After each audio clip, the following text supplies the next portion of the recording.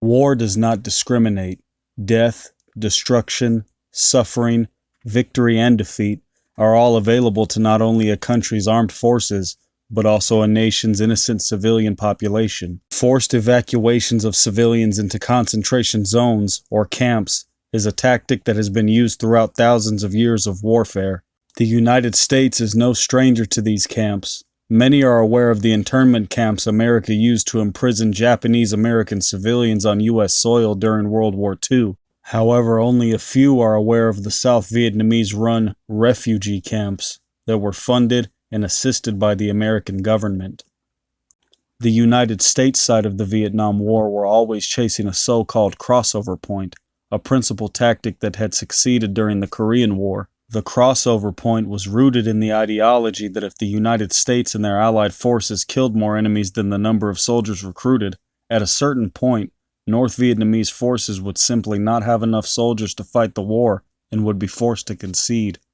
While most Vietnamese citizens wanted nothing to do with the so-called American War, just to simply live their lives as they had for thousands of years, it was a great fear of the United States military that many civilians living in VC-controlled areas or contested countryside would side with the North Vietnamese forces and join their fighting cause. In an attempt to avoid this from happening, the United States contrived hundreds of operations to destroy villages as a matter of policy, to drive Vietnamese civilians from their living areas, to deny the Viet Cong access to food, support, and recruits.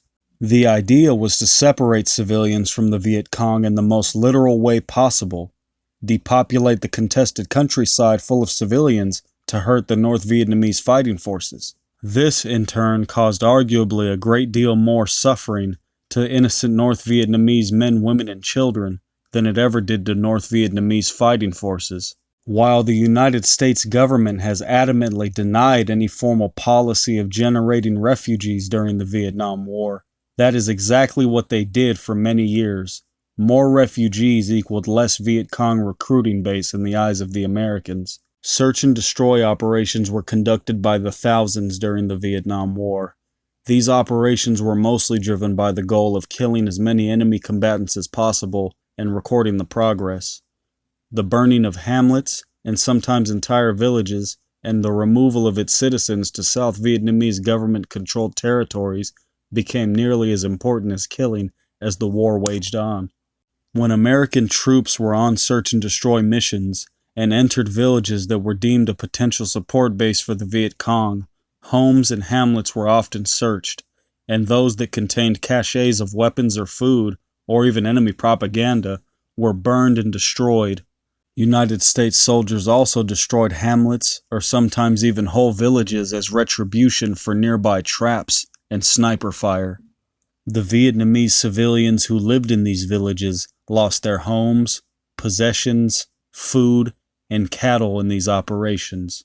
Essentially everything that they owned besides the clothing and items carried on their backs was taken from them.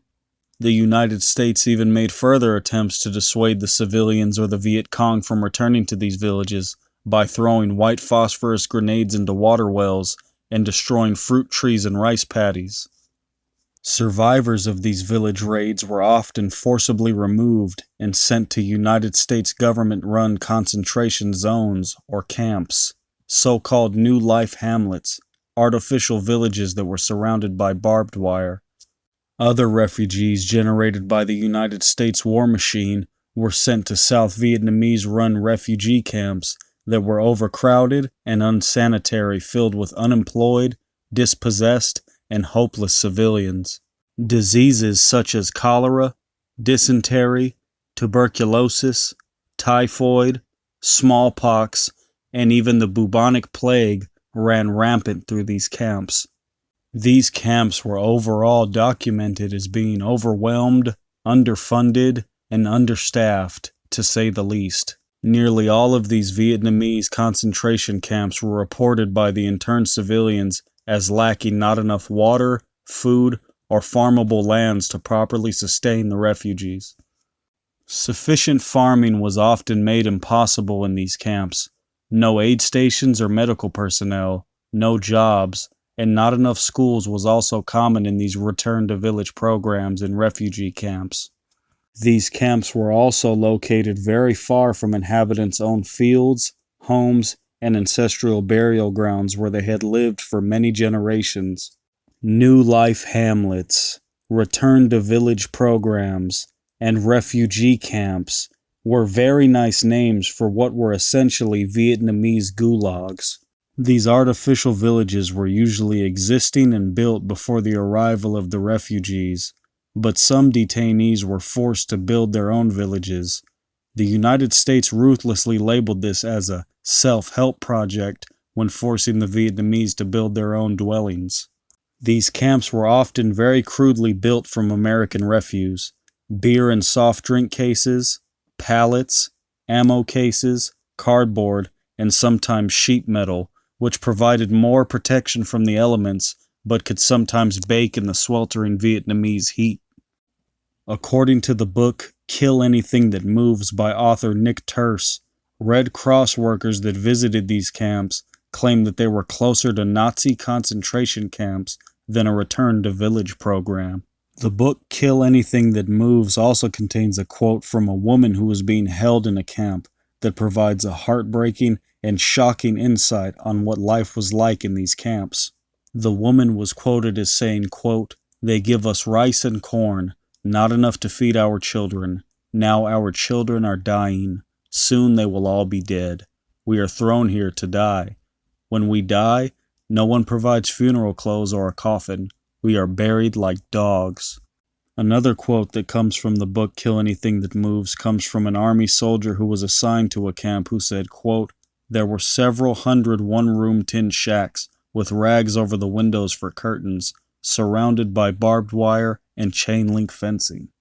During the Vietnam War, the United States seemed very content with letting the refugees they had generated wait out the war in perpetual squalor, which was rather horrible because as the Vietnam War dragged on, the United States allocated less and less money for these programs, making the quality of life in them worse and worse as time carried on.